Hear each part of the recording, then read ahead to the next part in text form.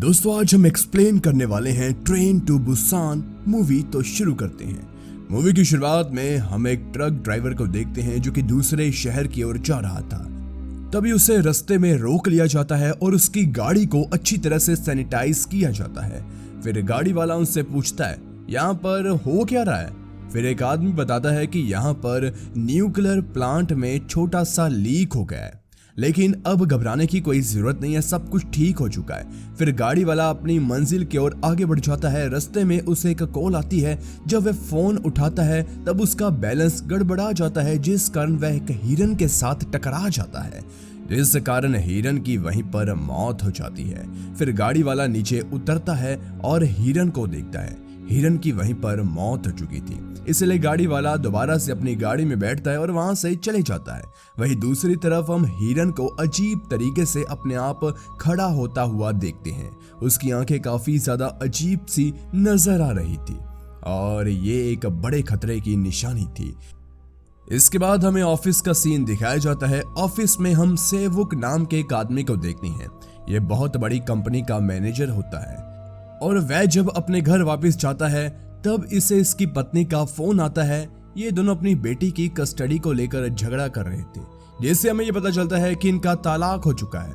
आज सेवुक की बेटी का जन्मदिन भी था, इसलिए वह अपनी बेटी के लिए एक गिफ्ट लेकर जाता है। जब उसकी बेटी गिफ्ट खोलती है तब वह बिल्कुल भी खुश नहीं होती, क्योंकि पिछले साल भी उसके पिता ने उसे यही गिफ्ट दिया था। फिर उसकी बेटी कहती है कि मैं अपनी माँ से मिलना चाहती हूँ, इसलिए सेवुक उसे अपनी माँ से मिलाने के लिए राजी हो जाता है। इसके बाद हमें एक ट्रेन का सीन दिखाया जाता है। आज वह बुसान जाने वाले थे, क्योंकि सेवुक की पत्नी बुसान में रहती थी। इसके बाद सेवुक अपनी बेटी के साथ ट्रेन में चढ़ जाता है। ट्रेन में और भी बहुत सारे लोग थे। यहाँ पर एक स्कूल की बेसबॉल टीम भी थी। इनमें से एक लड़की होती है जिसका नाम जिनी होता है। इसके बाद हम और भी लोगों को देखते हैं। इनमें से 2 बुजुर्ग महिलाएं भी होती हैं। ट्रेन के अंदर एक भिखारी भी होता है। जब उस भिखारी से पूछा जाता है तुम्हारे पास टिकट है या नहीं, तब वह डर जाता है। वह भिखारी कहता है कि हम सब बहुत जल्द मरने वाले हैं, इसलिए वह भिखारी वॉशरूम के अंदर छुप जाता है। इसके बाद हम ट्रेन में एक मोटे से आदमी को देखते हैं जिसका नाम सांगवा होता है। वह अपनी प्रेग्नेंट पत्नी के साथ ट्रेन में आया होता है। जब ट्रेन यहाँ से जाने वाली थी तब एक घायल लड़की इस ट्रेन के अंदर चढ़ जाती है। वह ट्रेन के अंदर जाकर गिर जाती है। वहां पर एक और महिला आती है और घायल लड़की को देखकर मदद के लिए अपने साथी लोगों को बुलाती है। वहीं दूसरी तरफ हम सेवुक को देखते हैं जिसे उसकी असिस्टेंट का फोन आता है और इसकी असिस्टेंट उसे बताती है कि शहर के अंदर बहुत दंगे हो रहे हैं। फिर वह यही खबर टीवी पर भी देखता है। फिर सेवुक देखता है कि उसकी बेटी उसके साथ वाली सीट पर नहीं है। वह अपनी बेटी को ढूंढने के लिए चला जाता है। वहीं दूसरी तरफ हम घायल लड़की को देखते हैं जो ट्रेन के अंदर चढ़ गई थी। वह लड़की अजीब तरीके से खड़ी हो जाती है, क्योंकि वह लड़की अब पूरी तरह से ज़ॉम्बी बन चुकी थी, जिस कारण वह दूसरी लड़की पर भी हमला कर देती है। फिर धीरे धीरे वह स्कूल के स्टूडेंट पर भी हमला कर देती है, जिस कारण सभी लोग वहां पर ज़ॉम्बी बनना शुरू हो जाते हैं। वहीं दूसरी तरफ सेवुक अपनी बेटी को ढूंढता हुआ ट्रेन के दूसरे कंपार्टमेंट में आ जाता है। यहाँ पर सभी लोग ज़ॉम्बी बन चुके थे और जब ज़ॉम्बी उसकी तरफ देखते हैं तब उस पर भी हमला करने की कोशिश करते हैं। वहीं दूसरी तरफ उसकी बेटी भी उसके पीछे आ जाती है। फिर वह अपनी बेटी को उठाकर वहां से तेजी से भागता है और ज़ॉम्बी उसका पीछा करते हैं। फिर वह जैसे तैसे अपनी जान को बचाकर एक दूसरे अपार्टमेंट में आ जाता है और वहां का दरवाजा अच्छे तरीके से बंद कर देता है। वहीं दूसरी तरफ सांगवा और उसकी पत्नी भी ज़ॉम्बी से बचकर इनके अपार्टमेंट के बाहर आ जाते हैं। फिर सेवुक दरवाजा खोलता है और उन्हें भी अपने अंदर बुला लेता है। ऐसे उनकी जान भी बच जाती है, जबकि ज़ॉम्बी दरवाजा तोड़ने की बहुत कोशिश कर रहे थे। फिर सांगवा कहता है कि ज़ॉम्बी दरवाजा तोड़ देंगे, इसलिए हमें इस दरवाजे को अच्छी तरह से ढक देना चाहिए ताकि वे हमें देख ना सके और इससे वह सभी शांत हो जाएंगे। और होता भी कुछ ऐसा ही है। जब वे अखबारें दरवाजे के ऊपर अच्छी तरह से लगा देते हैं तब ज़ॉम्बी ने देख नहीं पाते, जिस कारण वे दरवाजे को पीटना बंद कर देते हैं और शांत हो जाते हैं। तभी ट्रेन का कैप्टन ये कहता है कि हादसे की वजह से हम अगले स्टेशन पर नहीं रुक सकते, इसलिए सभी लोग अपनी सीटों पर शांत होकर बैठ जाए। तभी हम एक आदमी को देखते हैं जिसका नाम योनसुक था और योनसुक कैप्टन को कहता है हमें अगले स्टेशन पर गाड़ी रोकनी चाहिए, नहीं तो बहुत बुरा होगा। लेकिन कैप्टन को पीछे से सख्त ऑर्डर थे गाड़ी ना रोकने के लिए, इसलिए कैप्टन किसी की बात नहीं सुनता। इसके बाद सेवू को उसकी माँ का फोन आता है और उसकी माँ उसे कहती है तुम अपना और अपनी बेटी का ध्यान रखना, और ये कहकर उसकी माँ मर जाती है क्योंकि उसकी माँ को भी किसी ज़ॉम्बी ने काट लिया था। इसके बाद हम अगला स्टेशन देखते हैं। यहाँ पर बहुत सारे ज़ॉम्बी मौजूद थे, वह लोगों को मार रहे थे और बहुत सारे लोग ट्रेन पर चढ़ने की कोशिश कर रहे थे, लेकिन ज़ॉम्बी उन सभी को मौत के घाट उतार देते हैं। इसके बाद ट्रेन के अंदर दोबारा से अनाउंसमेंट होती है कि अगले स्टेशन पर आर्मी पहुंच चुकी है, सभी लोग एक एक करके ट्रेन से नीचे उतरेंगे।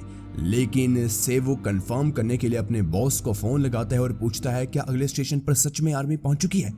तब उसका बॉस उसे बताता है कि अगले स्टेशन पर आर्मी पहुंच चुकी है, लेकिन आर्मी आप सभी लोगों को कुछ दिनों के लिए क्वारंटीन कर देगी। लेकिन सेवू क्वारंटीन होना नहीं चाहता था, इसलिए बॉस उसे कहता है कि तुम जब ट्रेन से उतरोगे तब तुम दाएं तरफ मत जाना, तुम बाएं तरफ चले जाना, वहां पर मैं कुछ लोगों को भेज दूंगा और तुम और तुम्हारी बेटी सुरक्षित वहां से निकल जाओगे।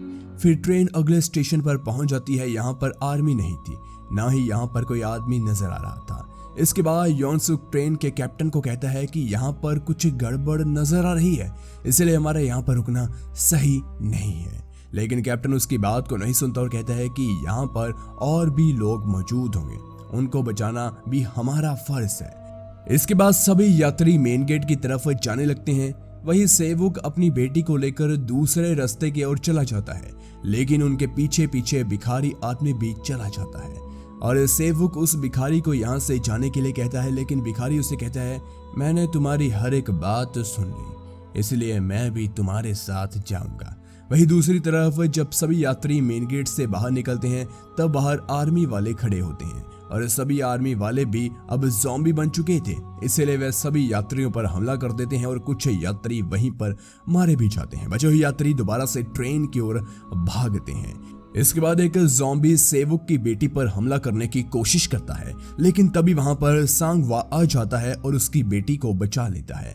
इसके बाद सांगवा बच्ची को साथ लेकर दूसरी ओर चला जाता है और वहां का दरवाजा बंद कर देता है, लेकिन इधर अभी भी सेवुक फंसा हुआ था। उस पर ज़ॉम्बी हमला कर रहे थे, लेकिन फिर भी वे जैसे तैसे अपनी जान को बचाकर वहां से भाग जाता है। बचे हुए लोगों के पास वो चला जाता है और उसके बाद वहां का दरवाजा बंद कर दिया जाता है, जिसके बाद उसकी जान बच जाती है। फिर वह सभी दोबारा से ट्रेन पर चढ़ने की कोशिश करते हैं।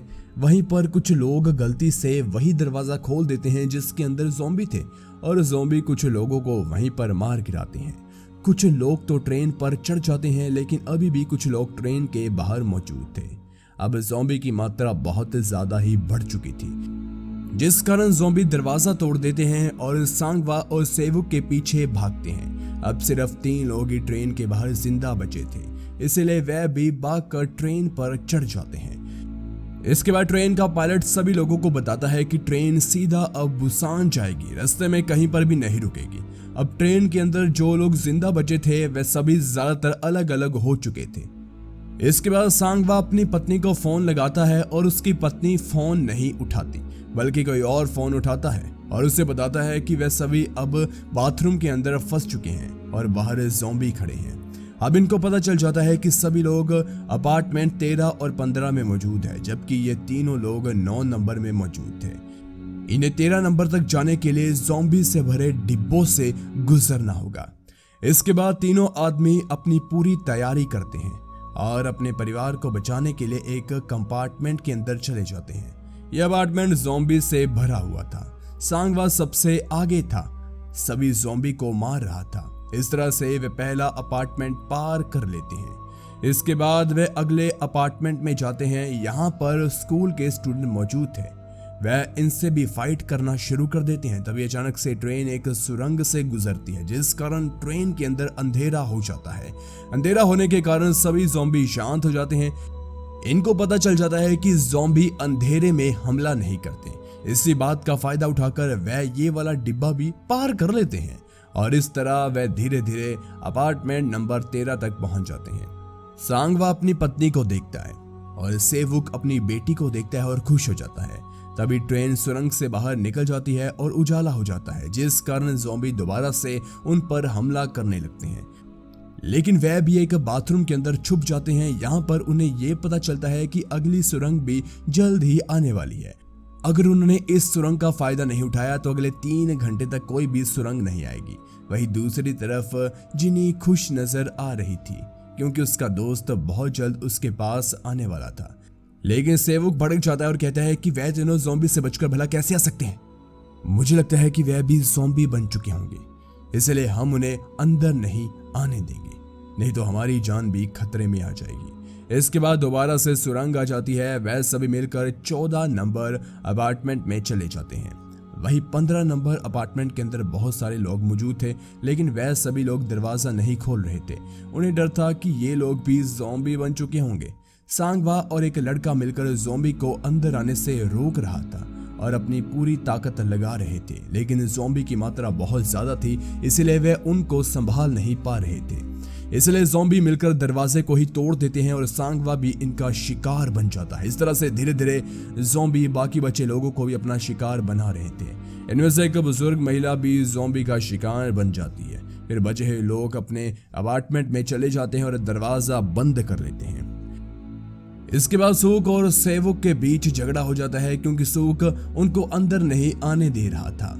फिर सभी लोग अगले एक अपार्टमेंट में जाने को कहते हैं। सेवुक अपनी बेटी और महिला को साथ लेकर अगले अपार्टमेंट में चला जाता है। वहीं बाकी बचे हुए लोग अपार्टमेंट के दरवाजे को अच्छी तरह से बंद कर देते हैं, लेकिन तभी एक महिला दरवाजा खोल देती है क्योंकि उसकी बहन अब ज़ॉम्बी बन चुकी थी और सभी ज़ॉम्बी मिलकर ट्रेन के अंदर बचे हुए लोगों को मौत के घाट उतार रहे थे। लेकिन अगले अपार्टमेंट में मौजूद सेवुक और उसके साथी अभी भी सही सलामत मौजूद थे।